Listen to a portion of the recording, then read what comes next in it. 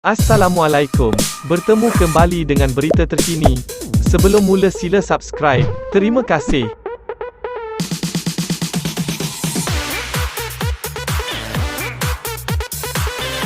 Kuala Lumpur, Datuk Seri Dr. Ahmad Zahid Hamidi menegaskan, 5 pertemuan dengan Tun Dr. Mahathir Mohamad bukan bertujuan membangkitkan isu pendakwaan kes mahkamah. Sebaliknya untuk membincangkan hala tuju dan peluang kerjasama di antara UMNO dan Bersatu.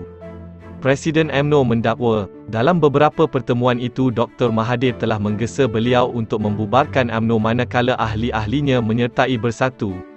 Menurut bekas timbalan Perdana Menteri, antara pertemuan itu berlaku di Yayasan Kepimpinan Perdana, Putrajaya pada 7 Jun 2018 sempena bulan Ramadan, manakala pertemuan pada 13 September 2018 turut dihadiri oleh ahli-ahli Majlis Kerja Tertinggi UMNO yang lain termasuk Datuk Seri Mohamad Hassan.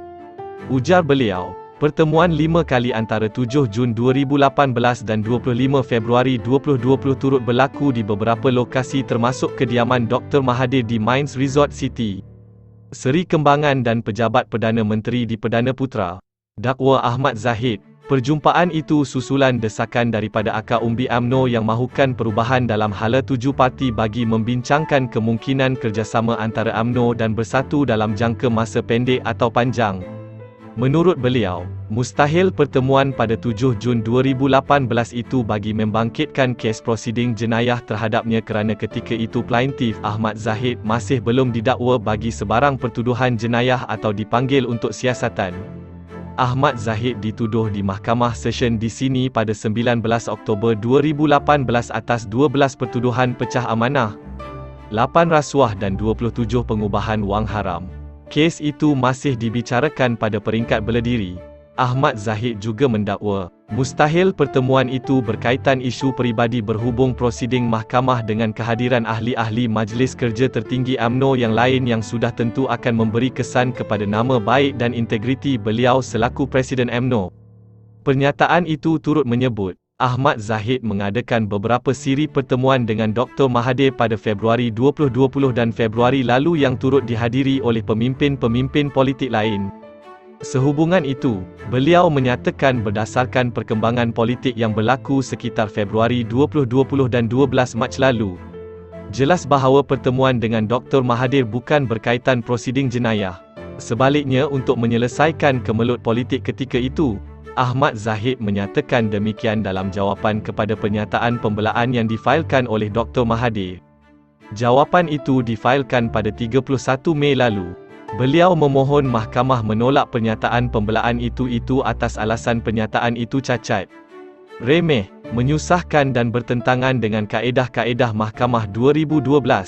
Ahmad Zahid selanjutnya mendakwa, kenyataan defendan ketika soal jawab bersama wartawan selepas majlis itu jelas dibuat dengan niat menjatuhkan reputasi dan nama baiknya sebagai ahli politik yang memegang jawatan tertinggi dalam UMNO dan Barisan Nasional (BN). Ujarnya, kenyataan fitnah itu dibuat dengan niat jahat kerana ia tidak benar, tidak berasas, jahat dan bersifat menghina terhadap plaintif.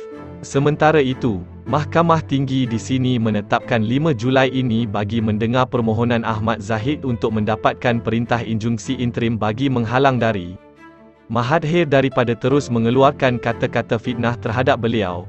Tarikh itu ditetapkan oleh Timbalan Pendaftar Noor Afidah Idris pada sesi pengurusan kes yang turut dihadiri oleh Peguam Aina Dalila Damanhuri yang mewakili Ahmad Zahid manakala Mio Nur Haidir Suhaimi mewakili Dr. Mahathir.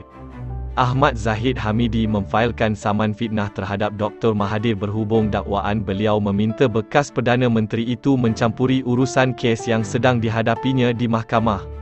Presiden UMNO berkata, pada 23 Februari lalu, Dr. Mahathir telah mengeluarkan kenyataan palsu dan disifatkan berbau fitnah dalam suatu majlis pelancaran aspirasi Parti Pejuang sempena Pilihan Raya Negeri Johor ke-15 di Yayasan Kepimpinan Perdana. Ahmad Zahid berkata, pada hari yang sama, rakaman video majlis berdurasi 56 minit dan 46 saat itu telah diterbitkan secara langsung di akaun YouTube Astro Awani. Rakaman kenyataan palsu defendan itu katanya telah diterbitkan oleh pelbagai portal berita antaranya TikTok Malaysia Gazette TV, Berita Harian Online, Malaysia Now dan The Malaysian Reserve.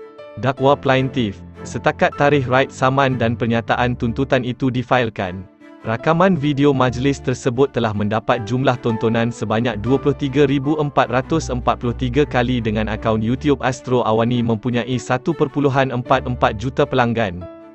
Kenyataan itu menunjukkan bahawa saya menggunakan jalan pintas untuk menyelesaikan dan menangguh perbicaraan jenayah yang masih berjalan, kata Ahmad Zahid.